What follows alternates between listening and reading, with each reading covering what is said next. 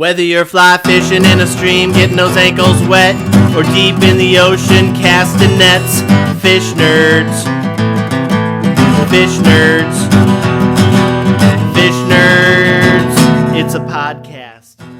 Hello and welcome to the Fish Nerds, a show about fish, fishing, and eating fish. I'm Clay Groves, Chief Executive Fish Nerd, Licensed Fishing Guide, your best friend, and today is your lucky day. We are recording a field program, our first one in a long time, and longtime Fish Nerds correspondent Tim Bete is here. Tim Bete was the F&S essayist for a while, then he moved on to making Lure Love, and then he fired the Fish Nerds and launched his own podcast, Lure Love. Also with us today is Zoe. Zoe Groves is my daughter, longtime podcaster and Tuno fan. So good morning. It's great to be here, Clay. Hi. Hi. All right, so here's what's happening today. We are on Sebago Lake. We're going to be fishing with Charlie McGee. And Charlie McGee is a guide out here. He guides with an outfit called Bucks, Bass, and Beyond, bucksbassandbeyond.com. We came out with him a couple years ago with Rich Collins, and we caught about 15 huge lake trout. And the goal here now that Tim is all the way from Ohio just for this trip is Tim's going to be catching one, and we're going to kill one today, too. That's good. If you can kill something in a day, that's a good day, right? It is. Tim, so people who don't know you, tell us who you are. I'm Tim Bete, and I am the co-host of the Lure Love podcast. As Clay said, I'm out here from Ohio visiting Maine and looking forward to catching some big fish today. Yeah, and to describe this lake, we are on a public drinking supply in Standish, Maine. It's called Sebago Lake, and for about 2.5 miles where we're standing, well, we're on a boat right now, but from where we are, you're not allowed to touch the water with your hands. You got to keep your fingers out of the water. What happens if you fall in? Then you get a ticket. Zoe, describe the lake today. It was supposed to be windy and rainy. What do we see out here? It's like glass right now, a little bit. You can't really see reflections, but it's like glass. And the trees are yellow and red and at like peak foliage. And it's very big. Yeah, and this is a big lake, and you've never been on this lake before, and Tim, you've never been here before either.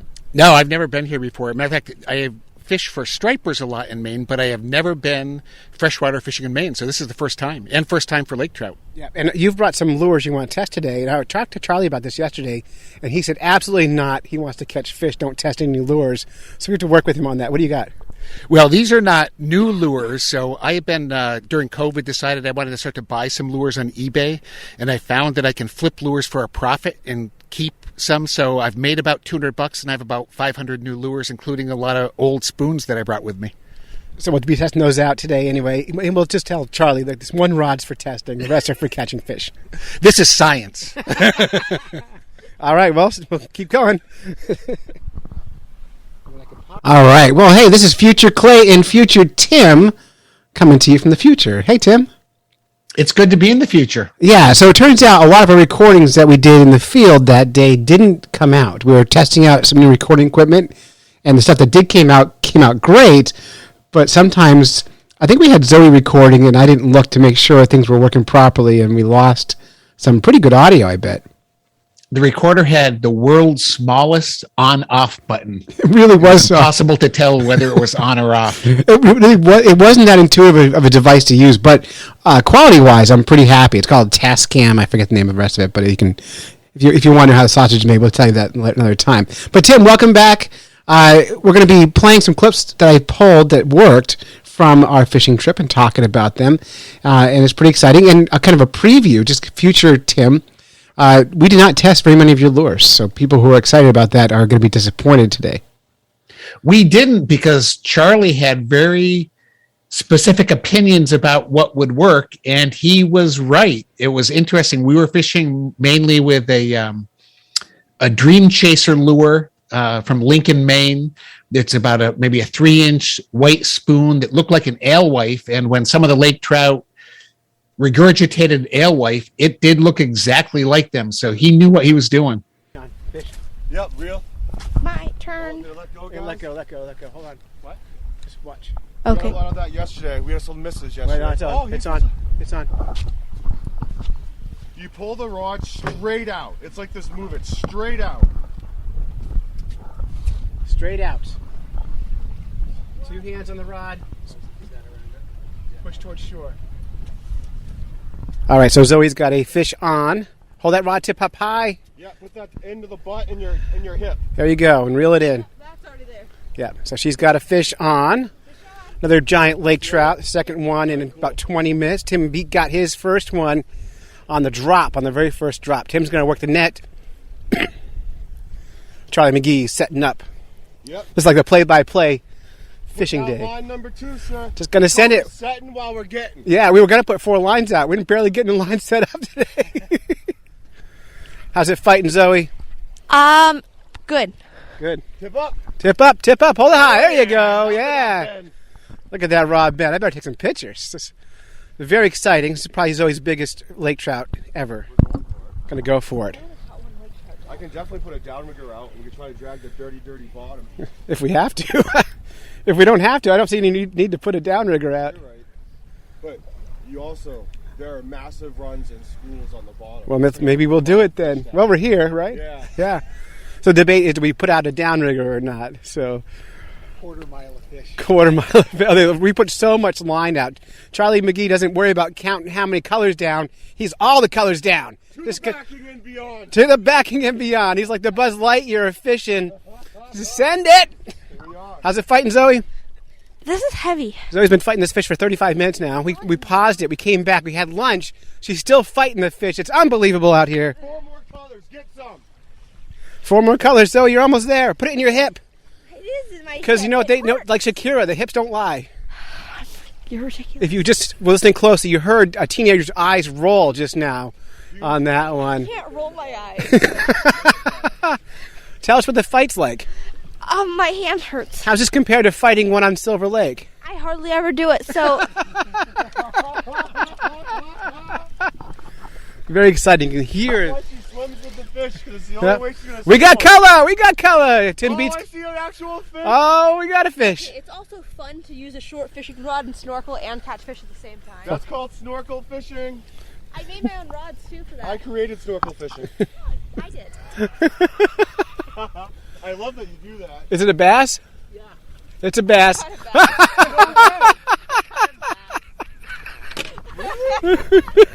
All right. We got a smallmouth bass. It's funny because it was bending more. Well, when you have all the line out, it bends a lot. There's a smallie, Zoe. Let's make sure we take a picture of that one. You know what happened is we were up in 30, 40 feet of water, and that's bass territory. So we got a bass because we were a little too shallow. I don't really care. Bass are awesome. They are. The beautiful bronze back. Get together, you guys. It is. Good colors. All right, send it. Thank you. We'll take it. We'll take another one.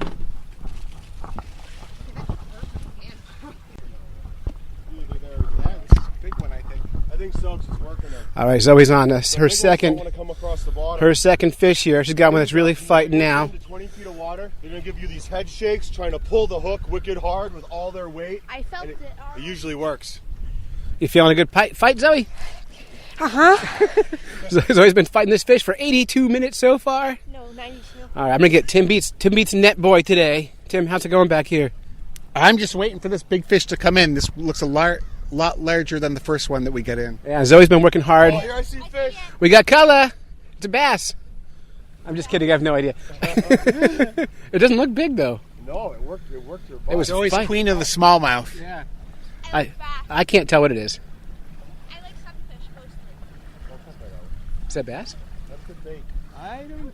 No, it's a Come on, we're so close. I'm gonna bring Salmon? it back over to you. Is it good trout. bait It's a laker. there? Tim's really gonna reach with all his might. Nice. That's a big fat laker, Zoe. Oh, it is. Much bigger. that's dinner. That Okay, one over the net, bud. Over the bimini. over the Bimini. House we Not got. my cookie. Oh yeah. Not right on my cookie. There you go. So check this thing out. Look at this. Get a picture of that. That is a nice fish. Look at your fish. Gotta get some pictures here. Can you hold it for a second? Because that thing just looks huge in the net. Hey, big teeth. We got the fish grips. We can do a picture. Here you go. Here. I got my fish pliers. No, I got professional fish pliers in my camo backpack. Hold on. Oh, you got yours too, bud. Now we can hold these instead. Definitely put those on his net. Here. That's cool. I didn't know they had teeth. Did you miss? Here you go. Tools of the trade. We're ready. Here, take it. Excellent. And that's one we're gonna eat. If that's that's an keeper. eater. That's an eater. He's got a little belly on him. Fatty. Beauty. Let me see, Zoe. Oh yeah. Back it on up a Buddy, little bit. stop, please. Back up a little. Back up. Step back. Take him straight up and down. See how they get the pattern of the brookie but the colors of the muddy bottom of Sebago Lake? Yeah. They have this little shimmer on their gill plate that can be pretty cool. Rock hard structure to their jaw, That's which is why awesome. you lose a lot of hooks because it just simply gets caught in there but not buried. That little bone right there. See how hard it is? Pow. I'm not gonna flick him. He doesn't like it. All right, here. Just put him right here. Hopefully he tastes okay. Finish first pass. No, you're doing turn. Do it again. You don't know if it tastes good or not. Awesome. I'm gonna put that one out as soon as I do my turn. All right. Lake trout, we have to. Oh yeah, good luck with that. They can be very muddy, buddy. That's still recording. The lake trout can taste like the muddy bottom of Sebago. Some people say they're good, but I wonder how much they drank before they ate that fish. Some people put oregano on their fish. Some people just use that muddy bottom. Delicious. The flavor's about the same. I've eaten lake trout and I've never liked it so far. So we're gonna try it. That seems to be the general consensus. Kind of muddy, kind of gross. So how does it compare to if you're catching rainbows or something? What's the difference in the taste? Rainbows taste good. Like this, the best recipe I ever made for lake trout was I did bacon wrapped lake trout nuggets. So I wrapped up the lake trout in bacon, seasoned them up, fried in the bacon. Then I peeled the bacon off and threw the lake trout in the trash, and that was perfect.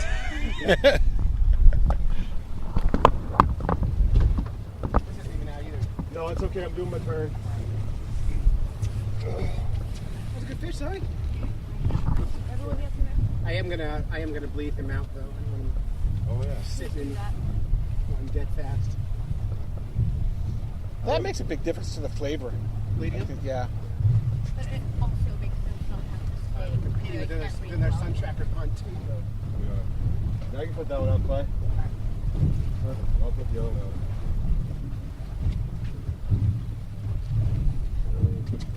This is a whoopie pie cookie. Next one's you, Tim. Okay. A whoopie pie cookie. 2 cookies with a whoopie pie filling in it. That's Actually, I called it a whoopie cushion. That's the breakfast of champions. Sounds like it. Oh, I had that's just my breakfast. We had egg sandwiches for breakfast. Oh, nice. And I also had Rice Krispie treats.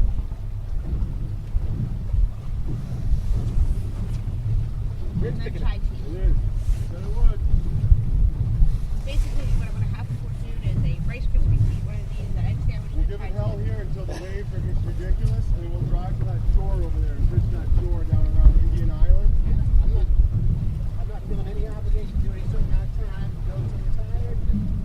There's a similar atmosphere around Indian Island. It's not quite as good, but that area still is giving us fish. I took a guy out in a wheelchair last Sunday, and the lake was quite rough, so I didn't want to go anywhere. We just went to Indian Island and caught 15 fish. Kind of wheelchair. That's why this seat's out.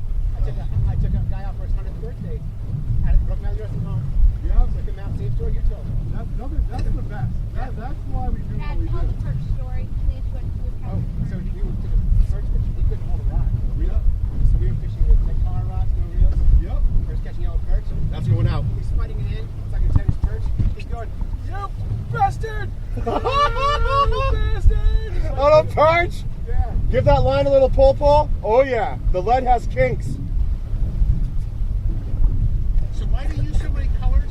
That's how you gotta get down deep. 5 feet of color, bud. So like, What's the difference in the colors? Every, One's orange and one's blue. It's usually how your eyes, the prisms.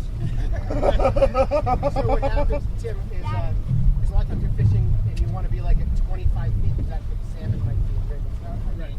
And so if you know at 2 miles an hour, you get 5 feet per color, you can put your line at the depth the fish are at. Like 4 colors. So for fishing the bottoms, technically we don't care about the colors because we're setting it all out. So it's just to know how much line is. Yeah, on Clay's Lake, you don't have to do it. Like it's not as bad. But since you're on the deepest lake in Maine, you're sending it all, bud. Because we're on the deepest lake in Maine. well, we're on the deepest lake in New Hampshire. Yeah, exactly. But we don't troll this hundreds of foot. No, we don't. That's pretty cool that it's so deep. That freshwater spring must be cold down there. They must love it. We never catch fish in that deep spot. No, we tried. I don't either. You gotta invite him to Club Med, give him the club. I'm not bleeding out. Oh, yep. To the backing, sir. Oh, thank you. Oh, take it. We love it. Keep you warm in the winter. I lost my fish nerd's hat flying across the lake. I looked up and went, boop. I got a lot of my hats in the bottom. I was like, I really like that hat. They're like, I tried to play it off, but I'm like, no, I really like that hat. I'll get you a new one. They are. We haven't got those out. They're in the bed, like that winter hat bed that we're trying to get into. Mine's all in my room already. Yep, I just bought long underwear for the whole family off Amazon. Well, this is the best pair of these are my cross-country ski pants. Yep, I don't wear, I can play in the snow with these, no problem. I don't need to. nice and warm. They're great, yeah. I That's mean, what I you also have need. a pair of cross-country ski pants that are waterproof. Oh, those are nice. And those I love playing in the snow with these underneath them because I don't have to wear big snow pants. I still do most of the time, but still. So how are you going to do this one? Maple syrup. We're gonna do it like the rainbow trout.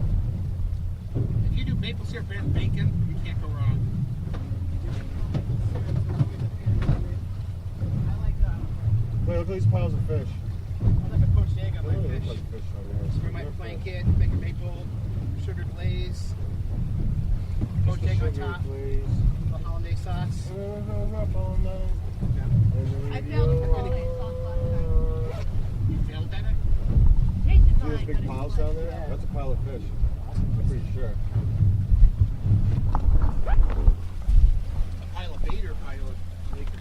I think it was a pile of Lakers.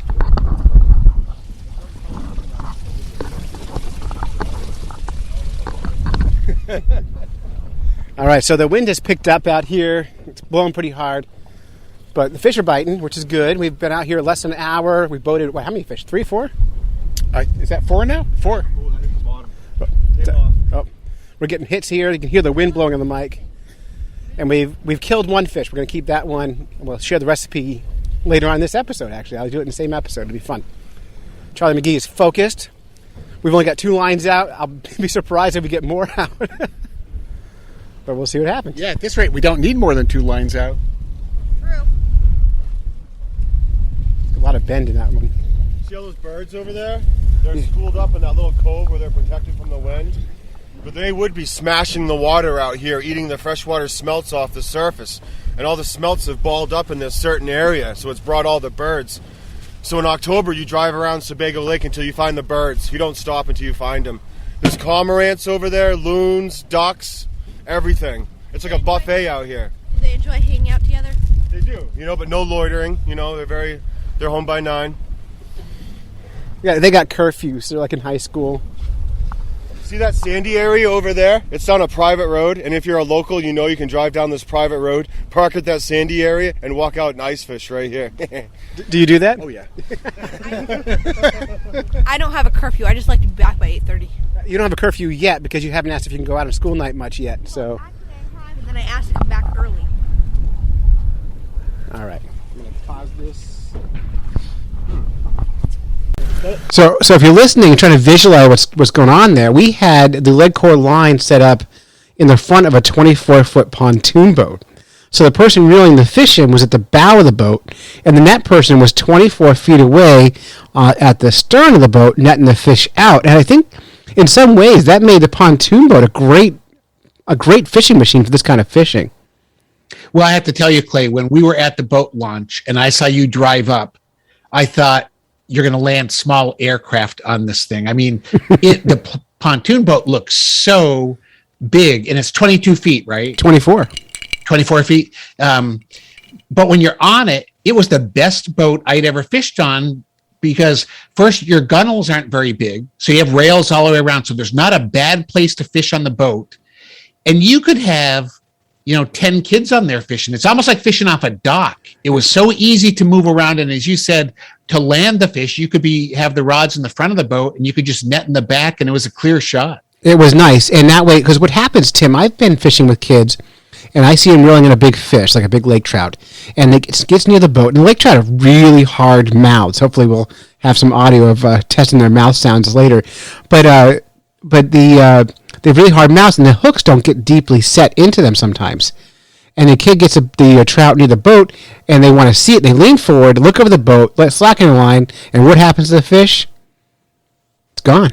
It just goes away. Yeah. So having the person reeling at the bow of the boat, they're not focused on that fish. They're just reeling and reeling and reeling, and that person can get that fish in the net nicely. It was nice to be far away from each other for that process. And that fish Zoe caught, by the way, was a lake trout. But earlier she did catch a smallmouth bass, the only small the other day. Yep, it was a great boat. Yeah, super boat to fish off of. I was surprised how fast it went too. I wasn't sure if you'd be able to get speed, but definitely. If I was looking for a guide, I would be looking for a pontoon boat. It was just a great thing, whether you have kids or not. If you have a big crew, it's great to fish off. Oh, it's also nice too because as I do guide on that boat, and by the way, other guides, when I told them I was buying a pontoon boat to guide off, they accused me of not being a serious fisher.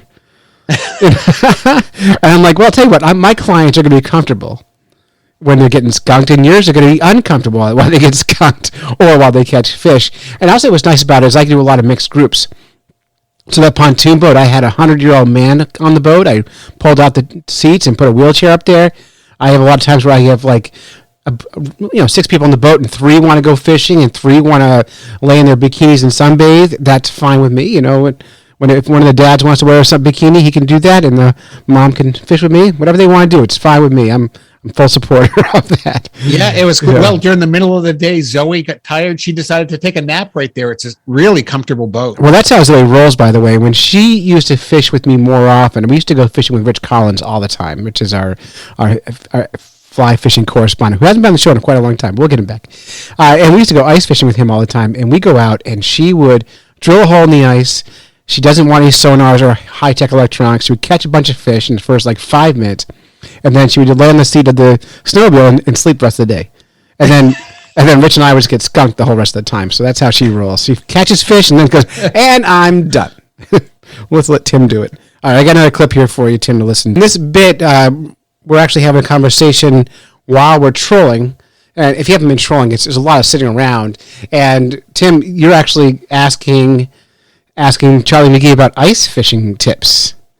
And I think he said that he ice fishes out on the same lake. I mean, he knew this lake like the back of his hand, which you really need a guide at some places. As he told us, you could fish here for a year and not even see a fish because they're so concentrated into single areas. So you really need a guide to help you find those fish. Or the other tip is follow a guide. And what do you use for bait when you're ice fishing? Just shiners and dead suckers. You take a sucker and you step on it. And then you send the sucker down on a hook and just let it sit there. This dead, oozing, bleeding sucker. And a lake trout will just come along and nail it. Ooh, fish on right there. Fish on. Tim Beat's going to get it. Reel first. Reel. Maintain that pressure. Now pick the pole up. Once you got that good pressure. Pressure? Zoe's going to work the net on this one? That's correct. Awesome. This is Tim's 20th fish of the morning. In your gut. Put that down in your gut there. There you go. There you go. There you go. How's it feel? It feels bigger than the first one. Yep. Awesome. Maintain that good pressure. And once you have that good pressure, just bring him in nice and easy. In case he starts to fight you too hard. Good, just like that. Nice and easy. In 15 minutes, let me know when you see the fish. With having all the line out, you can't even tell how big these fish are because even reeling an empty line is exhausting. It's a 20-pound fish and there's 48 pounds of lead.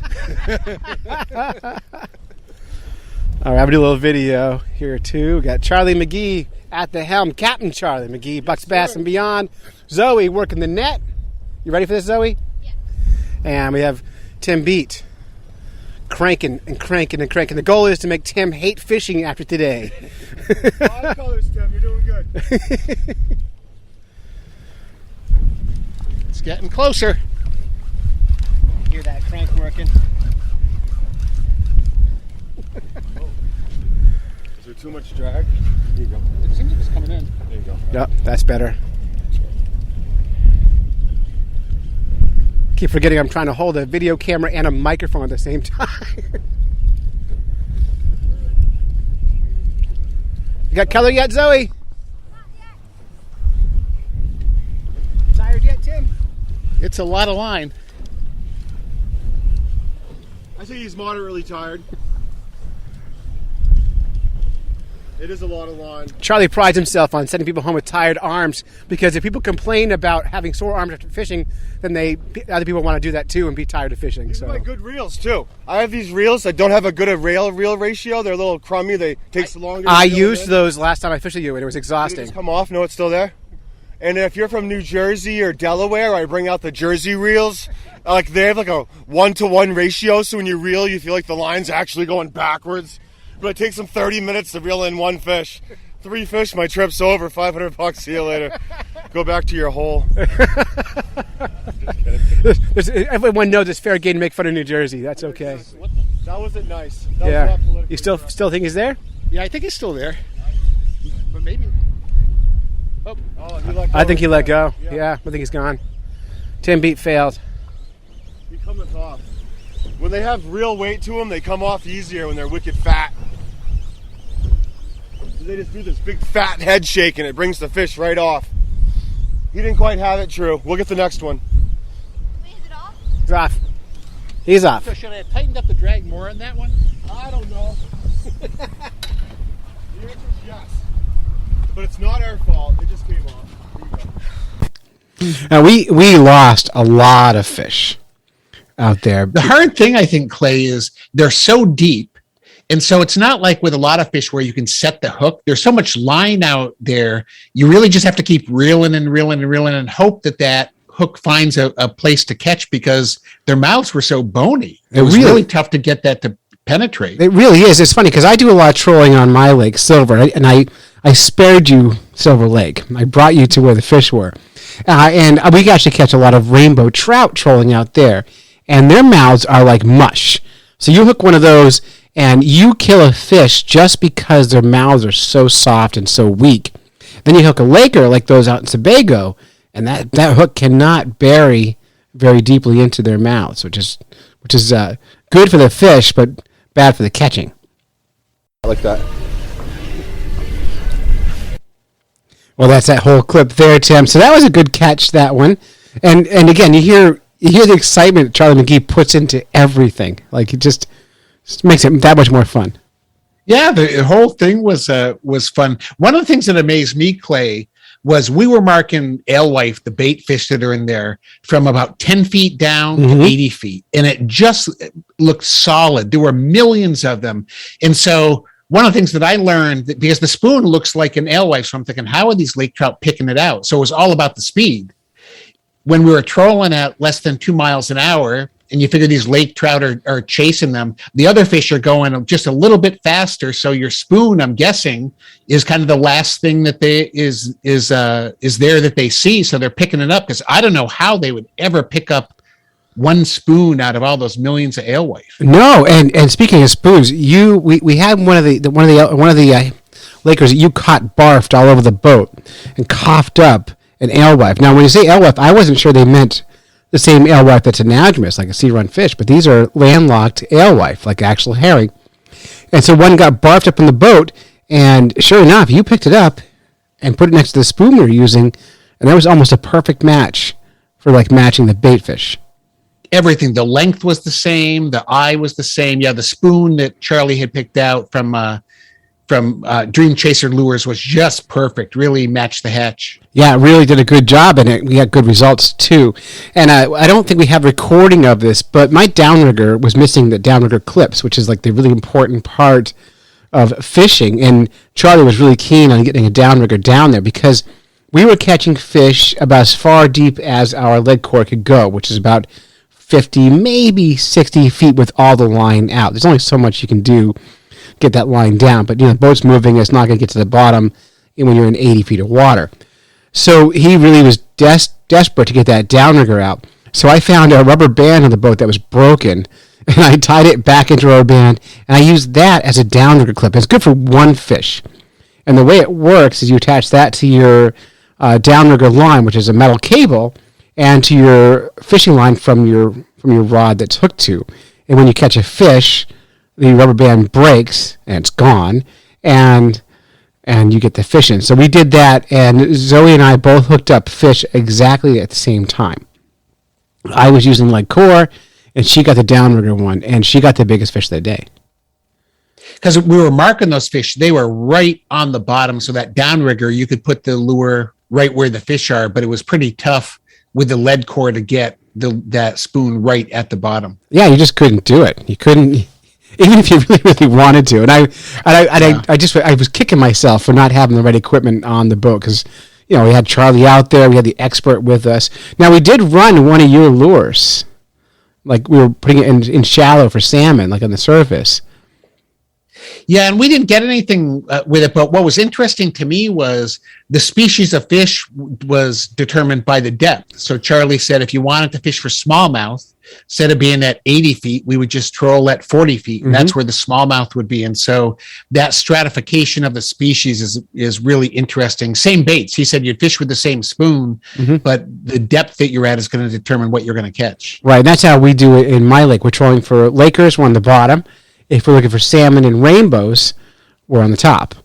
And there's not a lot in between two things except for smallies.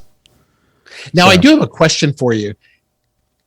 I hear people say in New England that lake trout aren't the best fish to eat. But I have a friend from Minnesota who says that that's one of the favorite fish. Is there a difference in the lake trout that in Minnesota versus you would catch at Sebago? No, they're exactly biologically identical fish. Now, the water could be different. But hold that thought, because after we finished talking about catching these fish, Zoe and I did cook one, and I want to talk about that. Oh, so good. That's a teaser. We'll get into that, because I do want to get into that with you a little bit here. I got one more little clip from that trip here. Let's see if this works. All right, there is a fish on the line. Tim is reeling it in. I can feel them. That's what the reel sounds like, in case you're wondering. I don't know. How many fish have you caught today? Well, I've lost more than I've caught. All right. How many have you caught, though? I think this will be 3. All right. All right. So we don't see the fish yet. There's a lot of line out, and it's heavy lines, so it might be a while. We're going down there. There's a big hill underwater here, and there's fish down there. Cool. All right, so right now there's an underwater hill on the screen. Yeah. That's cool. Going down a hill, we're seeing some fish. Yeah. Charlie McGee working the downriggers. Yep. Tim Bete working the fish. He's getting tired. You got color yet? No color yet. Still feel a fish, sir? Yeah. All right, good. Keep that tip up. All right. We'll get you around the downrigger pole. That's around the downrigger pole. Now, there you go.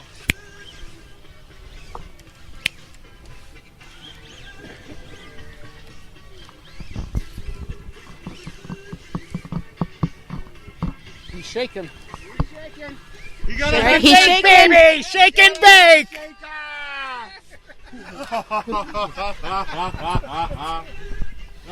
He wants off.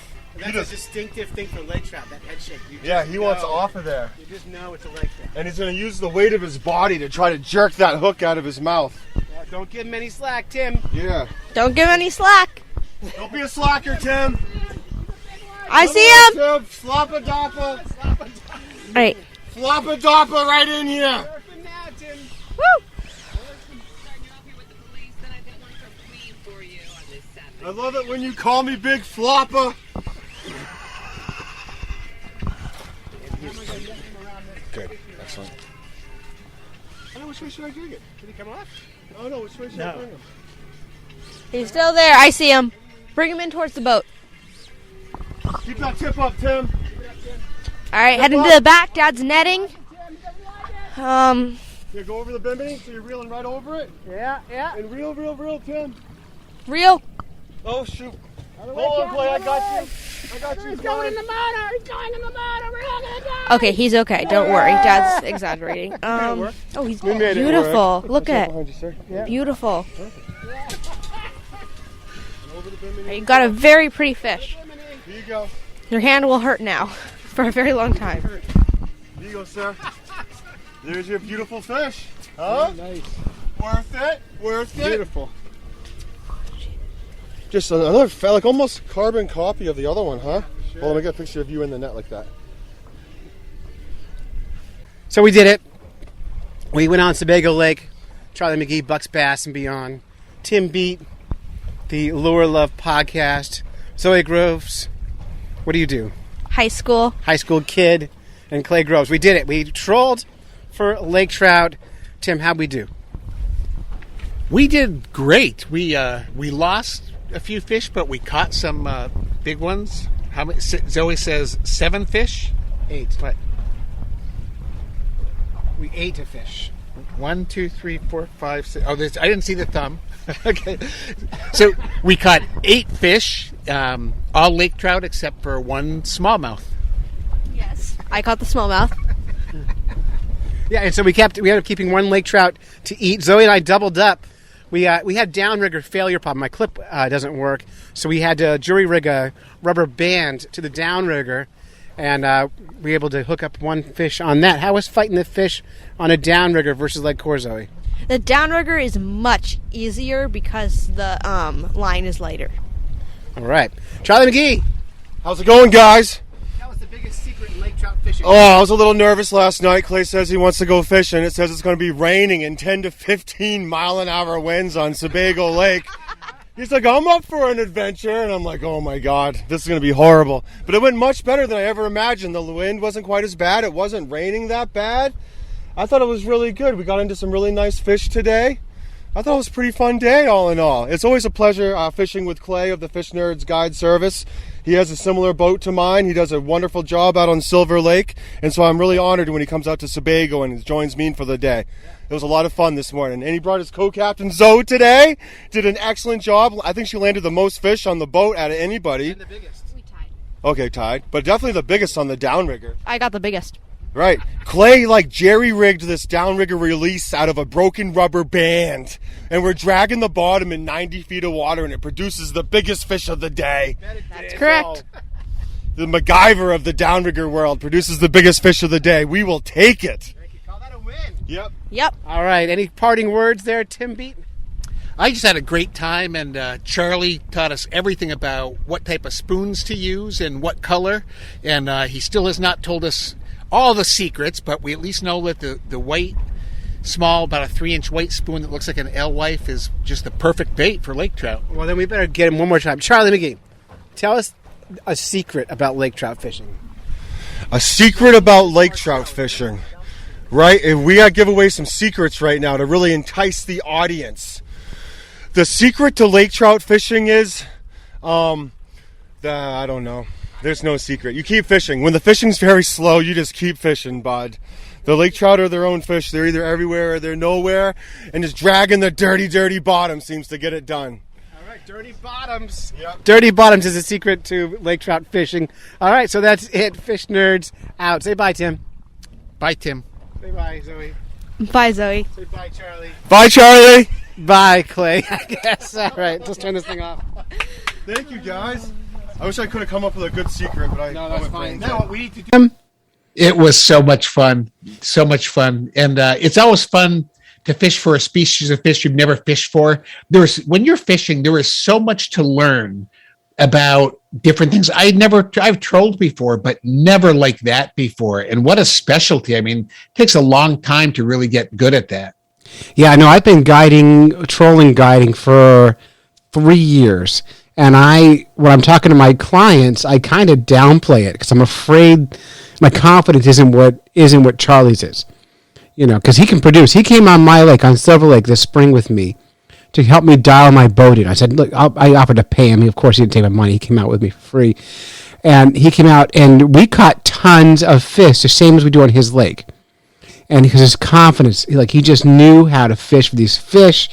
And he kept saying to me, he goes like, you know how his voice is like, come on, Clay, you know this lake. This is your water. You put them where those fish are, and you drag that dirty bottom, and you will catch those fish every time. And sure enough, we caught those fish every time. So he knew what he was doing. One of the things that Charlie said that was really interesting to me is he uses a 30-foot leader. Yes. Which I wouldn't think would make that much difference, but he really believes that longer leader is the key to hookups, even when you're fishing that deep where it's got to be pretty dark around those fish. But the 30-foot 8-foot leader really does the work. And you are not wrong. So here's the trick. So he came on my boat and he said, show me your gear. And the first thing he did was, my leaders were just a little bit longer than my fishing rods. I had them that long so I could reel my stuff up and put it away at the end of the day because my swivels were too big and they wouldn't reel into the reel itself. So he goes, that's why you're not catching fish. So we immediately put in 30-foot leaders and immediately started catching more fish. And all summer long with longer leaders, I caught a lot more fish than I ever have before. So that really is, I don't know if it's science, but anecdotally speaking, there is something to it. It is amazing. Just one little change in how you fish just makes a big difference. That's what I love about fishing. You're always learning something new. You're trying some new technique. And when you do that, like you using those longer leaders, what a moment that is. And you start to hook up more and you think, I got it now. Right. Well, I've got it better now. So there's still some confidence issues.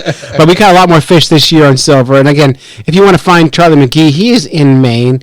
His website is bucksbassandbeyond.com. If you're ever out in the kind of central southern Maine area and you want to go out with a guy who's going to really work hard for you and put you on fish, and he just bought a brand new pontoon boat for next spring, so he'll have a 24-foot brand new boat.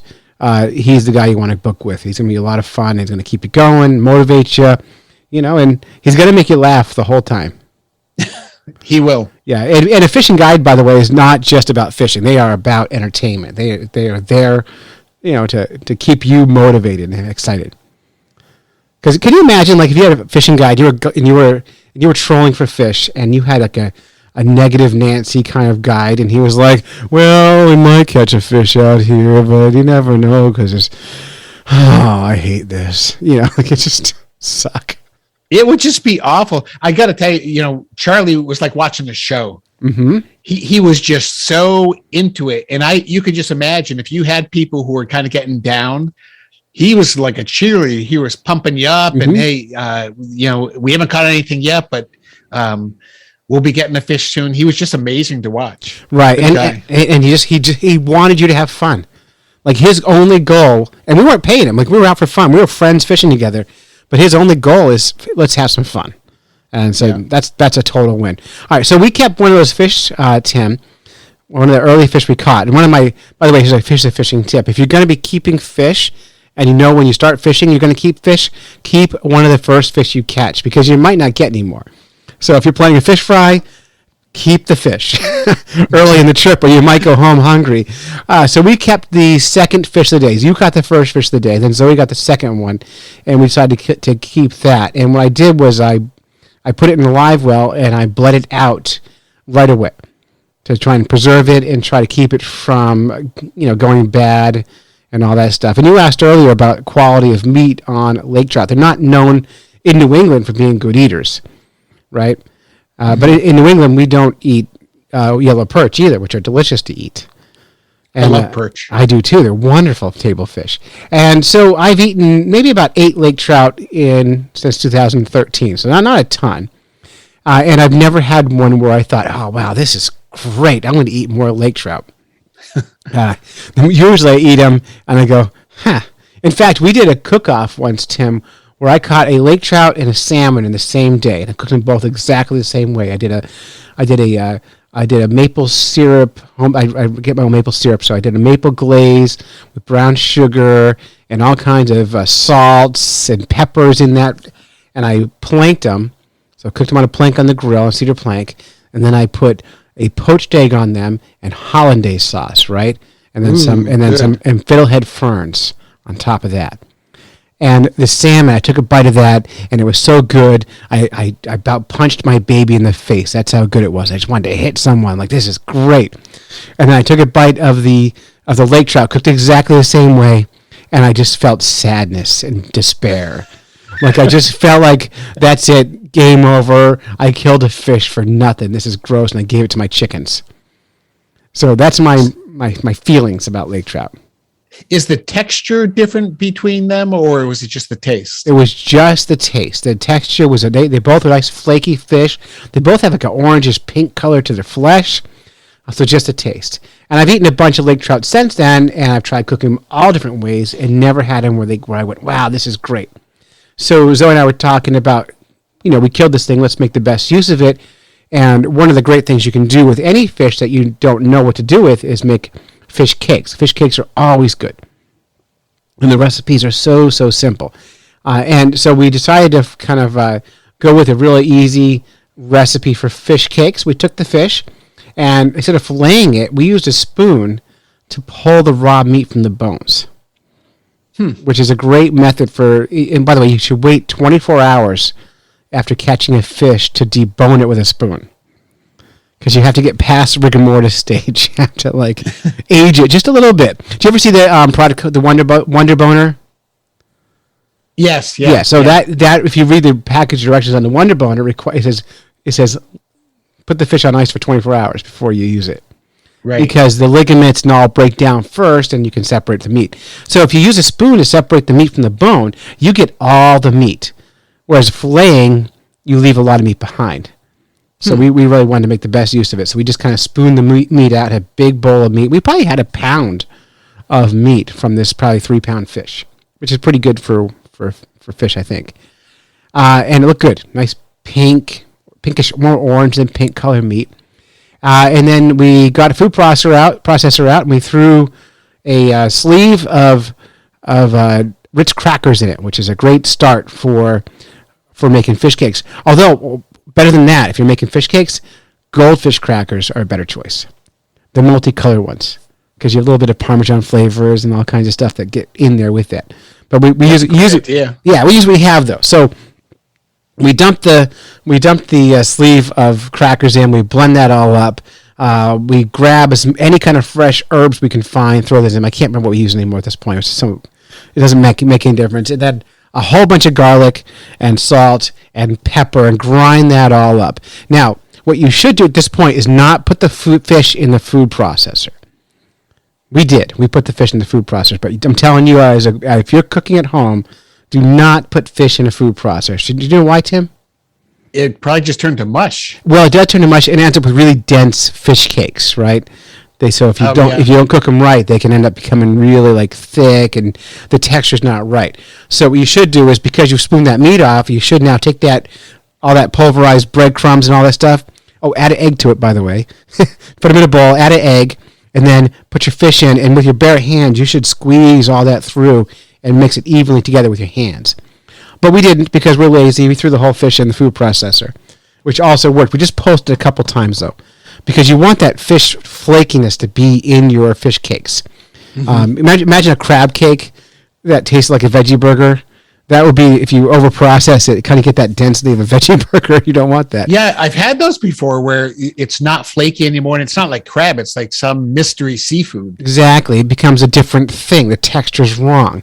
So don't use a food processor. That's my biggest takeaway from this, but we did anyway. Posted a couple times, took it out, made patties, and then put the patties in the freezer for 20 minutes, because that's going to firm them up. And while they're in there, you get your pan ready, and it's super easy to cook from there. We use cast iron skillet. We put a little olive oil on it. We get it good and hot. And you want hot. One of my pet peeves is watch people cook things, and they're cooking things in cold oil. And that's wrong, because you end up with boiled meat, not fried meat. So you want hot oil. So make sure it's hot. The way you can tell if it's hot, you put a chopstick in it, and if it bubbles on the chopstick, it's ready to cook on. Once that's ready, otherwise the cold oil, it just soaks into whatever you're cooking. It does. Doesn't seal it quickly. So yeah, I'm with you. It has to be really hot. Yeah, I'm not. And there's people in my family who I'm married to. I won't say their names out loud who do that, and it's wrong. But I won't tell you who that is.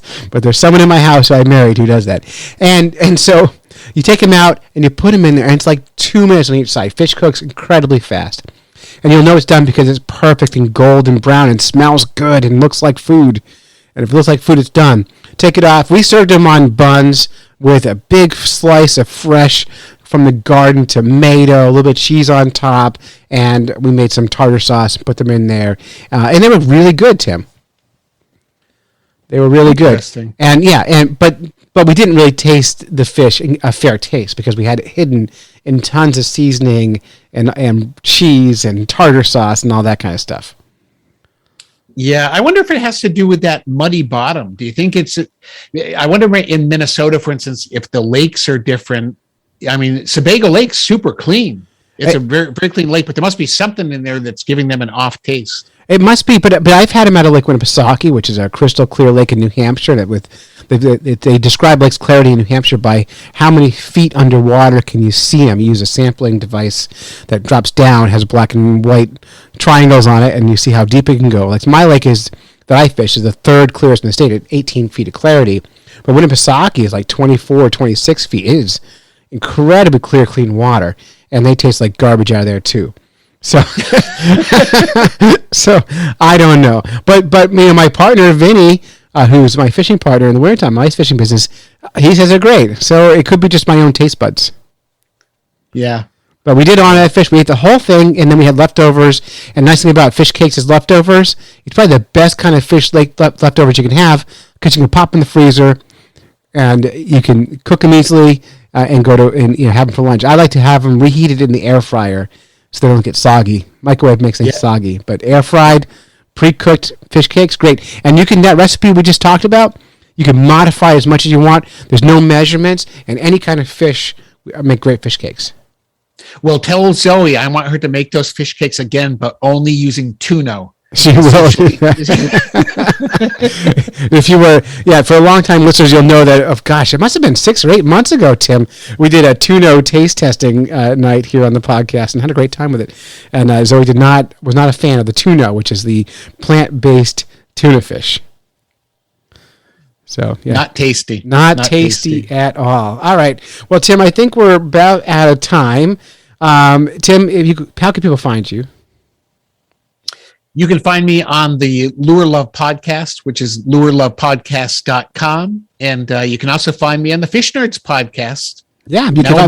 Well, this month we're doing National Podcast Posting Month, an APOD POMO, where every single day this month, the Fish Nerds are putting out a brand new podcast. And, Tim, you're going to be sending a bunch of little bits in we can use. Yeah, lots of fishing tips that you shouldn't follow if you want to really catch fish, but I'll share them anyway. Yeah, and of course, listeners, we want your fishing tips, and you can record them on your phone and email them to clay@fishnerds.com, or even easier than that, just call the Fish Nerds hotline, which is 607-378-FISH, and record them right on the Fish Nerds hotline, and we'll use them on upcoming shows, making like a whole bunch of 3 and 4 minute long shows, plus good long shows like this one. This is the first outdoor show I've done in a long time. We've actually recorded outdoors, and Tim, I'm so glad you're a part of it. It was a ball to go out and record outdoors and to meet you in person and be on your boat and Charlie and Zoe. Yeah, I loved every minute of it. Yeah, it was way fun, and I appreciate you making the time for us. I know how busy you get, and with those trips. So we were so lucky to get to play with you. It was fun. Hope to do it again. I hope so too. All right, so that's it. You've listened to a bunch of fish nerds when you should have been fishing. Big thanks to Tim Beat from the Lure Love Podcast. Big thanks to Charlie McGee from the Bucks, Bass, and Beyond. And until next time, follow the code of the fish nerds. What's the code, Tim? I forget. I'm not good at codes. It's been a long time. It is up, down, left, right, BA, start. All right, was that for Legend of Zelda? That is from Contra, I think. It's got to be Contra. I think I got music. Fly fishing in a stream, getting those ankles wet, or deep in the ocean, casting nets. Fish nerds. Fish nerds. Fish nerds. It's a podcast. Just for the halibut. Fried in a basket or broiled in a pan. Eat it raw like you're in Siam. Fish nerds. Fish nerds. Fish nerds. It's a podcast.